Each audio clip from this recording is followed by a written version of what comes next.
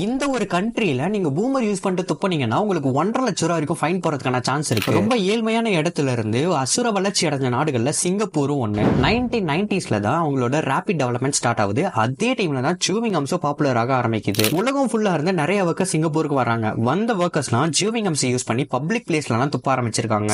Trains, train doors, parks, official places சொல்லிட்டு எல்லா இடத்துலயும் சூவிங் கம்ஸ் துப்பி வச்சிருந்திருக்காங்க. இதை ரிமூவ் பண்றதுக்கான காஸ்ட்டும் ரொம்ப அதிகமா இருந்திருக்கு. இது எல்லாத்தையும் பார்த்த சிங்கப்பூர் கவர்மெண்ட் வந்துட்டு 1992ல ஆல் டைப் ஆஃப் கம்ஸையும் பேன் பண்றாங்க.